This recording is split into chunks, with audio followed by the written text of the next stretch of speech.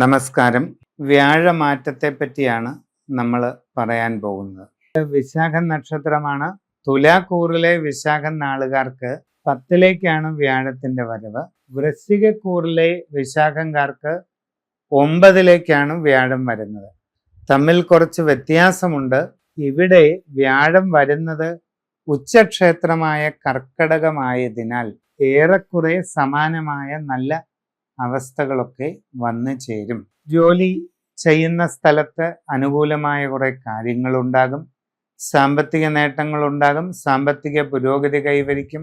സാമ്പത്തിക ബുദ്ധിമുട്ടുകൾ ഒഴിവായി മാറുന്നതാണ്. കുറച്ചു കാലമായി അനുഭവിച്ചുകൊണ്ടിരിക്കുന്ന പല വിഷമങ്ങൾക്കും പരിഹാരമാകും. ദീർഘകാലമായി ചിന്തിച്ചുകൊണ്ടിരിക്കുന്ന ലക്ഷ്യങ്ങൾ സാധിക്കാനായിട്ട് കഴിയും. മനസ്സിൻ്റെ വിഷമങ്ങളൊക്കെ കുറയും.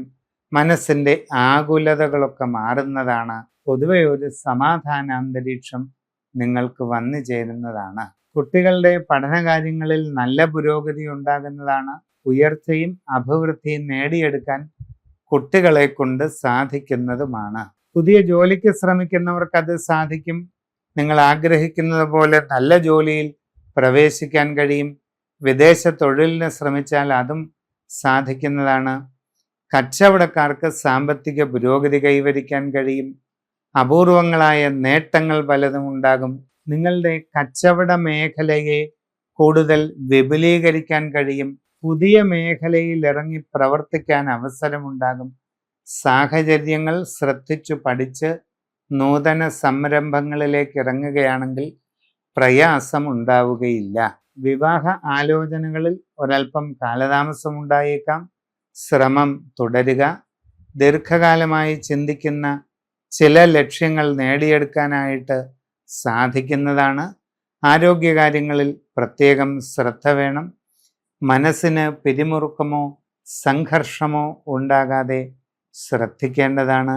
അത്തരം സാഹചര്യങ്ങളിൽ നിന്നും മാറി നിൽക്കുക. ആവശ്യമില്ലാത്ത തർക്കങ്ങൾ, അനാവശ്യമായ സംഭാഷണങ്ങൾ ഇവയെല്ലാം നിർബന്ധമായിട്ടും ഒഴിവാക്കുക.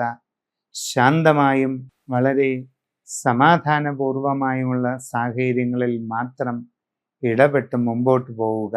ജീവിതത്തിൽ നിങ്ങൾ ആഗ്രഹിക്കുന്ന രീതിയിലുള്ള പുരോഗതി ഭാവിയിൽ കൈവരിക്കാനായിട്ട് സാധിക്കുന്നതാണ്. സമഗ്രവും സമ്പൂർണവുമായ രാശിചിന്ത ചെയ്ത് ഉചിത പ്രതിവിധി കാണുക.